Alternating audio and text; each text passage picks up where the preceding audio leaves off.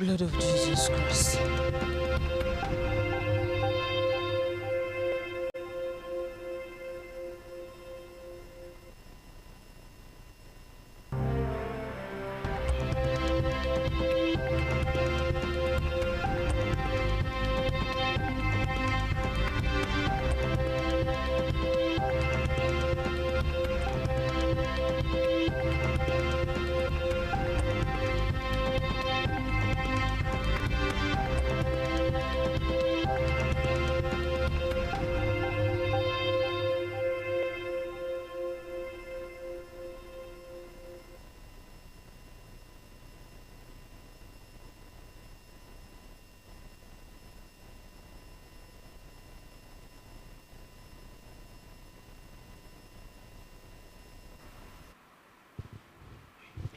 Welcome to Spectrum News at 12, coming to you live from Uyo, the Akwa Ibom State capital.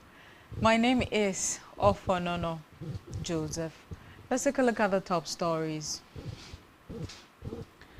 Federal government, United Arab Emirates partner to expand digital education for young Nigerians. Senate President Akpabio expresses sadness over attacks and killings in Plateau State. Plus, Ecuador voters reject return of U.S. military bases. Stay tuned for details of these stories and more after this time out.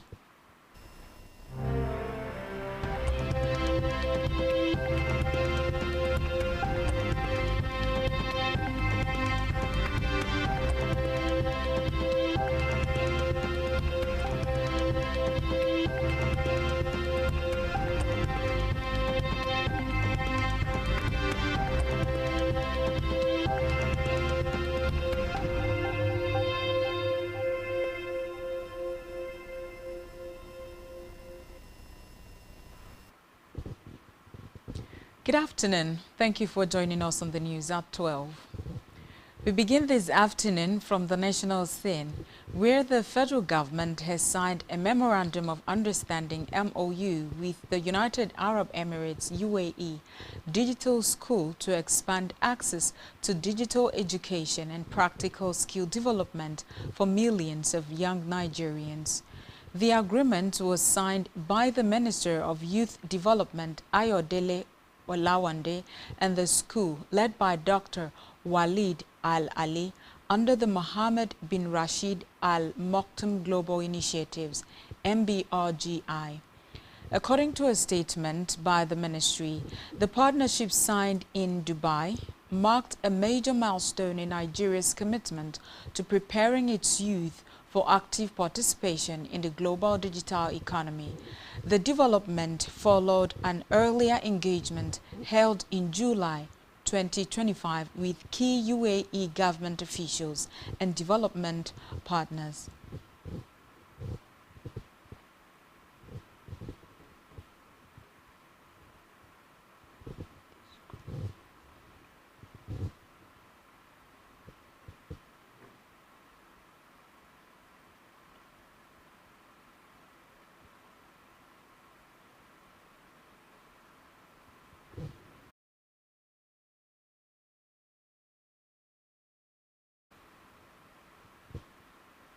In the meantime, the federal government has opened the application portal for the Students' Venture Capital Grant, a new national initiative aimed at supporting student-led innovation with equity-free grants of up to 50 million naira. The announcement was made in a statement issued by the Federal Ministry of Education and signed by Borewo Folashade, Director of Press and Public Relations, today. At the launch, the Minister of Education, Tunji Alausa, said the initiative was central to the government's innovation drive. The ministry said the grant is targeted at students building innovations in STEM fields, science, technology, engineering, mathematics, and medical sciences. It added that successful applicants will be placed in a full support system that includes incubation, mentorship, and access to tools. From the Red Chambers, The Senate President, Godswill Akpabio, has revealed that he often breaks down in tears whenever he hears of violent attacks and killings in Plateau State. Akpabio, who made the revelation in a statement issued by his media aide, Anietie Ekong, said even President Bola Tinubu was deeply troubled by the years of bloodshed in Plateau communities and determined to restore peace and stability to the state.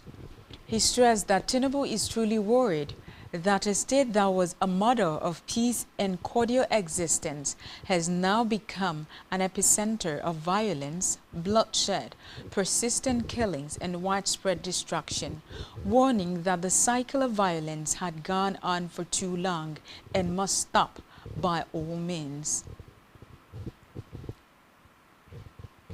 From the judiciary, the Federal High Court FHC will on December 19 commence its Christmas vacation. The FHC's Director of Information, Dr. Catherine Christopher, in a statement today in Abuja, said the court sittings would resume in all judicial divisions on January 7, 2026. According to her, only matters pertaining to the enforcement of fundamental rights, the arrest or release of vessels, and issues of urgent national importance shall be entertained by the vacation judges. Christopher added that for the Abuja division, Justice Emeka Nwite and Justice Musa Liman will serve as vacation judges, and for the Lagos division, Justice Akintayo Aluko and Justice Isaac Dikbeolu would be presiding. She said at the Port Harcourt division, Justice PM Ayua and Justice A.T. Mohammed would be sitting, and at the Enugu Judicial Division, Justice Folashade Giwa Ogumbanjo will be the vacation judge.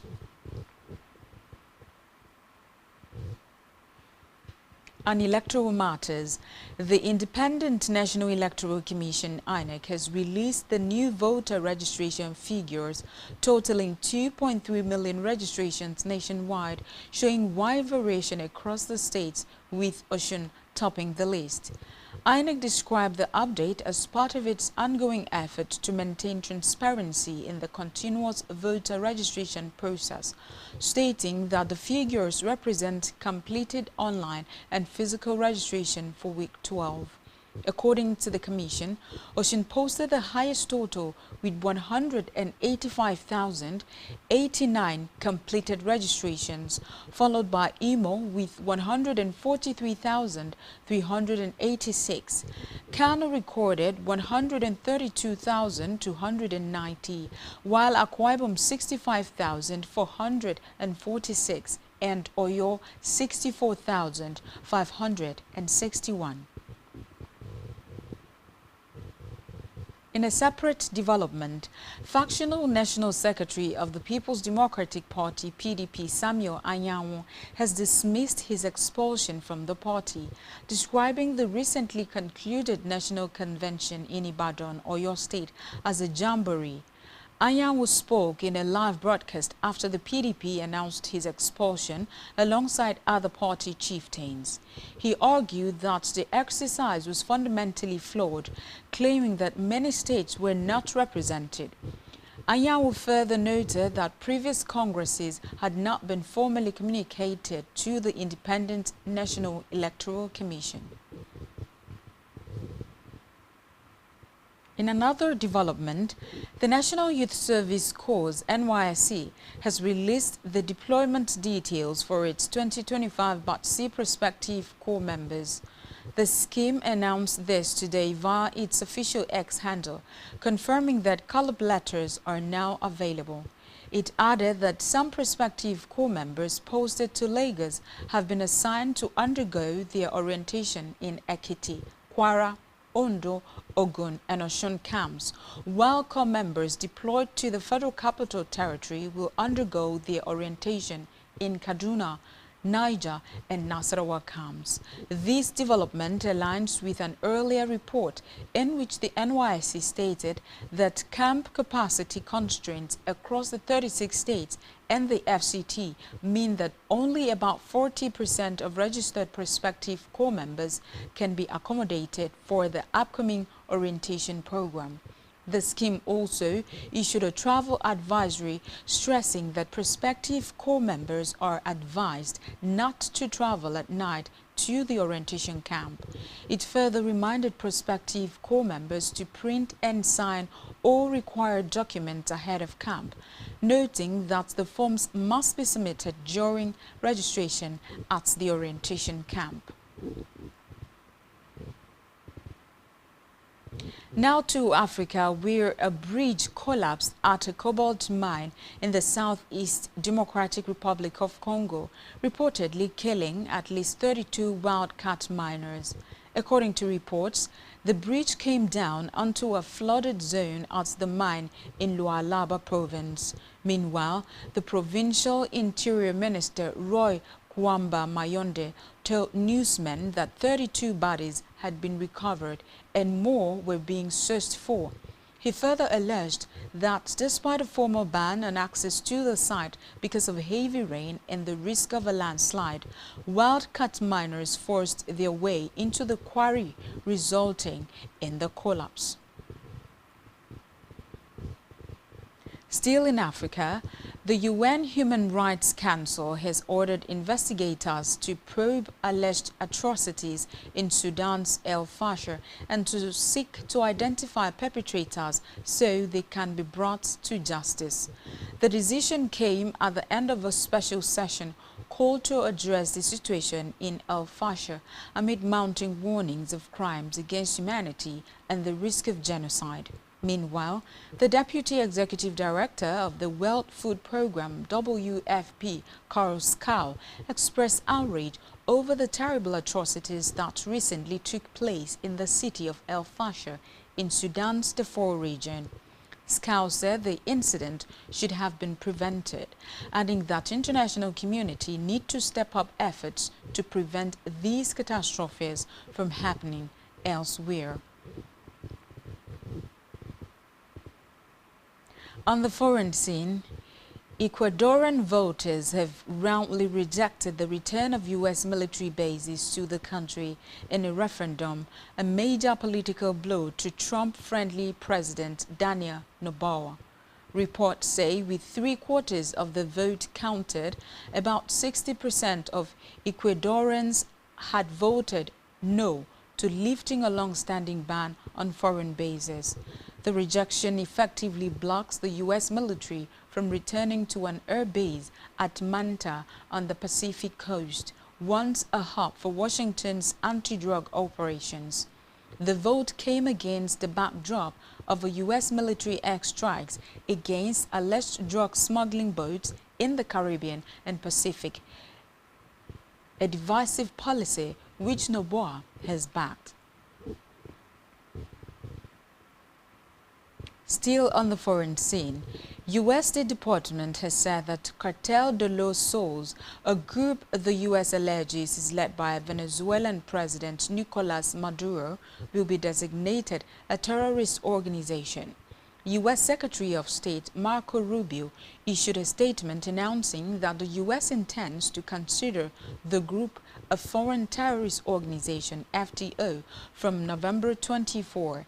This means that Maduro will effectively be designated a terrorist as well because the U.S. alleges he heads the Cartel de los Soles, an accusation Maduro strongly denies. Reports say this is Trump administration's latest effort to reduce drug trafficking and put pressure on Maduro as the U.S. considers whether to take military action inside the country. Still to come in the news. Super Eagles head coach Shell accuses DR Congo of using voodoo during penalty. Stay tuned for details of these stories and more after this break.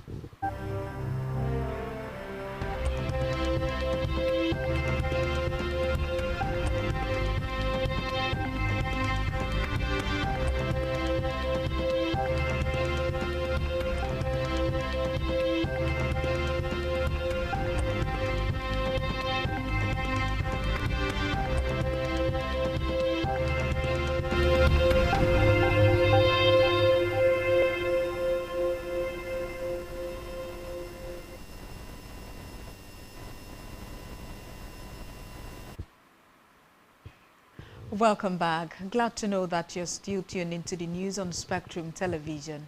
Let's conclude on the rest of our news stories.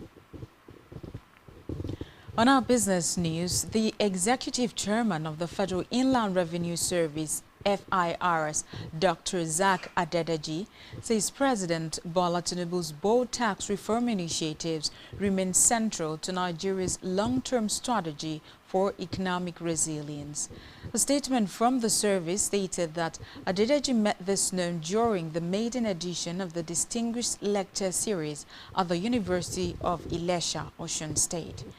Addressing an audience of academics, policymakers, students, and industry leaders, Adedeji said Nigerians' revenue challenges should not be interpreted as a crisis, but as an opportunity to implement urgent and far-reaching reforms under President Tinubu's leadership. He pointed to digital disruption, rising debt levels, climate-related constraints, and the persistence of overlapping economic shocks as factors that have intensified the need for countries to rethink conventional revenue strategies. Still talking business, Debt Management Office DMO has revealed that the federal government has spent about $2.93 billion servicing Eurobond debt across 8 quarters under President Bola Tinubu.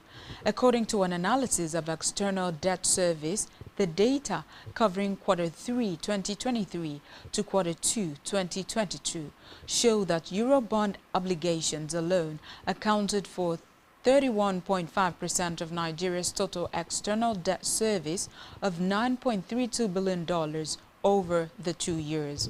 This reflects the cost lines of Nigeria's dependence on commercial borrowing and suggests that expensive debt will remain a major burden on government finances for several years.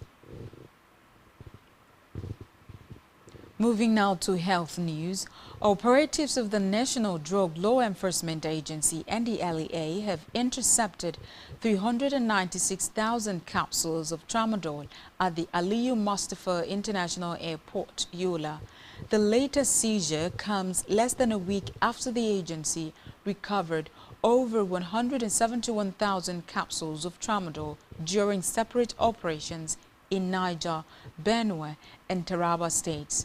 Announcing the development in a statement, the NDLEA spokesperson Femi Babafemi disclosed that a 50-year-old suspect, Ahmed Nda, had been arrested in connection with the offense. Now to sports news, where Super Eagles head coach Eric Schell has claimed that an official of the DR Congo was engaged in voodoo rituals in the course of the penalty shootout of Sunday's CAF World Cup qualifying playoff final. The Super Eagles' hopes of reaching next year's FIFA World Cup was ended after they lost 4-3 on penalties to DR Congo. The game was decided via penalties after regulation time and extra time ended 1-1. Schell explained that he was angered after noticing a DR Congo official making suspicious hand movements and pouring an unknown substance believed to be voodoo whenever a Super Eagles player was about to take his kick. Still talking sports, Enyimba have announced the suspension of their head coach Stanley Eguma following a run of poor results. Eguma's assistants Ndubuisi Nduka and Joseph Boma were also suspended by the club. The People's Elephant took the decision following Sunday's 1-0 home defeat to Wiki Tourist. It was their second home loss of the 2025-2026 season. Assistant coach Lawrence Ukaibu will now take interim charge as the club begins a full performance review ahead of the crucial Matchday 14 clash with Katsina United in Jos. Enyimba currently occupy 11th position on NPFL table with 17 points from 13 games.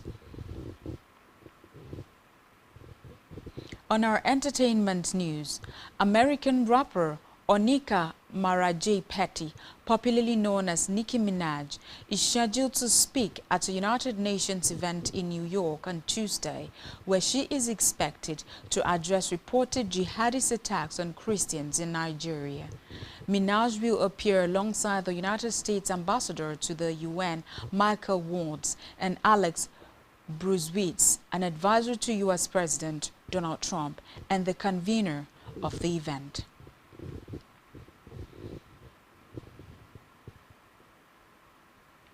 And that's all we have for you at this time.